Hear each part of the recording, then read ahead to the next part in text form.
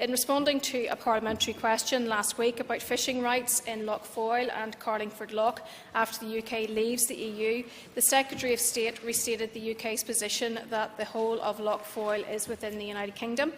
The ownership issue of both lochs is not a matter within the competence of this Assembly.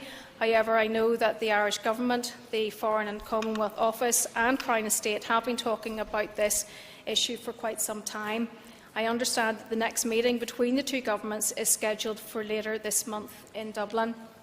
My immediate concern is that the ongoing dispute is impacting on the ability of the Lochs Agency to effectively manage aquaculture activities, particularly licensing in Lough Foyle.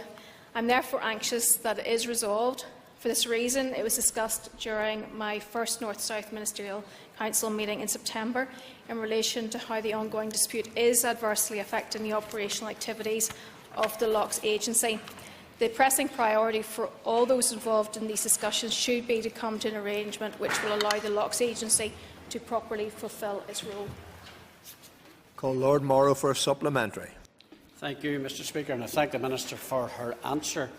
Having listened to what she has said, and she has related that this is causing difficulties with the issuing of agriculture licensing, to what extent is she being kept abreast of what is happening here, or her department? And surely this whole hiatus is causing problems around the sensible running of her department in relation to what we're speaking about here today. Thank the member for his question.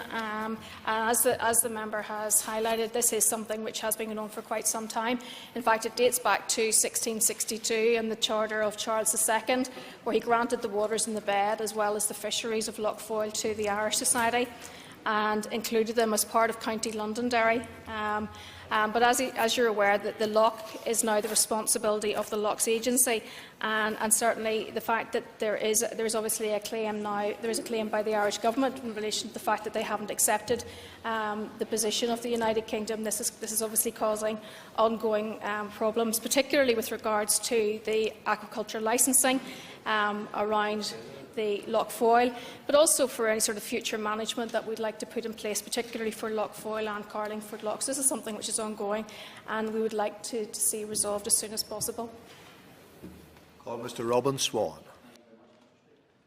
Minister, just for clarity, could you actually inform the House how many licences have been issued for agriculture by the Lochs Agency for Lough Foyle, and also what work has been undertaken to ensure there is no illegal beds being set down instead? Or would she consider that an ecumenical matter? Thank the member for his question. And there is an issue in relation to illegal fisheries in the Foyle. There's been a substantial increase in the number of unregulated oyster trestles, in excess of 400%. On the Donegal side of Lough Foyle in recent times, and this in itself is causing a particular issue, particularly hazard and risk for navigational and also health and safety hazard in the loch. At this stage, it's not possible to issue licences because of what's currently happening.